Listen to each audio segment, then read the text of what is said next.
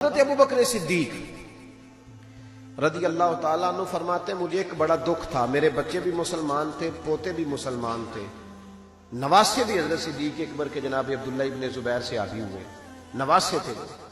فرماتے ہیں کہ میری ساری نسلیں مسلمان تھی، دل کرتا تھا میرے ابا جی بھی کلمہ پڑھ جائیں۔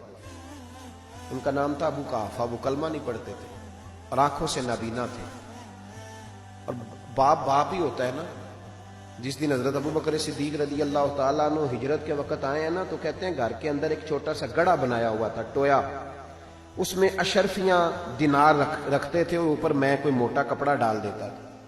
فرماتے ہیں جس دن میں نکلنے لگا تو میرے پاس بہت زیادہ پیسے تھے، میں نے سارے نکال لیے اور چھوٹے چھوٹے روڑے ڈال دیے، اوپر میں نے اسی طرح بوریا ڈال دیا، اور جناب اسماء سے کہا کہ ابا جی نے پوچھا نا کہ ابو بکر سارے پیسے تو نہیں لے گیا؟ دادے پوتیوں کے بھی بڑے سگے ہوتے ہیں نا، پوتریاں نے بھی کچھ چھڑے ہے کہ سارے لے گیا؟ پوچھا نا سارے تو نہیں لے گیا؟ تو تم چپ رہنا، وہ خود اٹھ کے جائیں گے نا تو اوپر ہاتھ لگائیں گے تو ان کو احساس ہوگا پیسے ادھر ہی ہے۔ یہ حکمت ہے، اتنا وہ خیال کرتے تھے لیکن کلمہ نہیں پڑھتے تھے۔ حضرت ابو بکر صدیق کہتے ہیں میرا بڑا دل کرتا تھا وہ کلمہ پڑھے۔ ایک دن وہ بول ہی پڑے ہجرت مدینہ کے بعد، کہنے لگے ابو بکر میں مان گیا ہوں تیرے رسول واقعی سچے، چل یار مجھے لے چل، میں بھی مصطفیٰ کا کلمہ پڑھوں۔ حضرت ابو بکر فرماتے ہیں میری تو عید بن گئی کہ میرا تو گھر بن گیا نا، اب میرے ابا جی بھی وہاں آ گئے جہاں سارا گھرانہ کھڑا تھا، کلمہ پڑھنا چلو۔ کہتے میں نے اپنے والد کا ہاتھ پکڑا اور آج جس طرح پکڑا مجھے مزہ آ گیا۔ سنو اور یاد رکھنا ہمارے لیے تو مشکل ہو گیا ہے، ہم عزت لینے کے قائل ہیں، دینے کے نہیں۔ کہتے ہیں جب میں مسجد نبوی میں حضور کو لے کے آیا، اپنے والد کو لے کے آیا نا حضور کی بارگاہ میں، نبی کریم ممبر پہ بیٹھے تھے، ابھی کلمہ پڑھا نہیں، پڑھنے آئے ہیں۔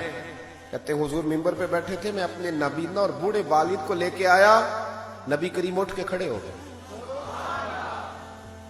کسی کو عزت دینے سے عزت بڑھتی ہے، کم نہیں ہوتی۔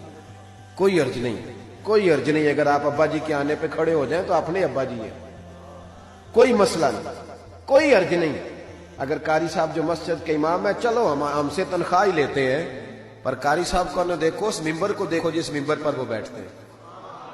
کوئی مسئلہ نہیں بھائی، ٹھیک ہے تو چودھری صحیح، ہم تو قاری صاحب کو سوٹ بھی 27ویں کو دیتے، کیوں بھلا 27ویں تے دیندے ہو نا اتنے بھی، اس واسطے کہ کدے سواں کے پا نہ لین، کیونکہ 27ویں تو بعد تے درزی پھڑدا ہی کوئی نہیں، تو کہندے ساڈے نال دا پا لیا تے نال رل جائے گا، اس کو وہ والا نہیں دینا، 27ویں پہ دیتے۔ کس بات کا ذکر کیا جائے؟ عزیز دوست یاد رکھ اور سمجھ۔ اور اب تو پیروں سے بڑا شکوہ ہے، بہت سارے پیر بھی کہتے ہیں کہتے مولویاں کول کی ہے۔ میں کہ خدا دے بندہ جڑا مولوی ہوندا ہے او دے کول ہی تو سارا کچھ ہوندا ہے۔ انما یخشى اللہ من عبادہ العلماء، اللہ کریم فرما رہا ہے کہ جو میرے عالم بندوں میں سے عالم ہے وہ اللہ سے ڈرتے ہیں۔ تو کس قسم کی بات کر رہا ہے؟ بہرحال یہ عنوان نہیں، ورنہ اس پہ بات کرتا۔ نبی کریم اٹھ کے کھڑے ہوئے، حضرت صدیق پر عرض کرنے لگے یا رسول اللہ میرے والد کلمہ پڑھنے آئے۔ یہ لفظ ساری زندگی یاد رکھنا، بھولنا نہ۔ عرض کی حضور ابا جی کلمہ پڑھنے آئے، توجہ ہے میری بات پر، کلمہ پڑھنے آئے ہیں۔ پتہ ہے میرے محبوب نے کیا فرمایا؟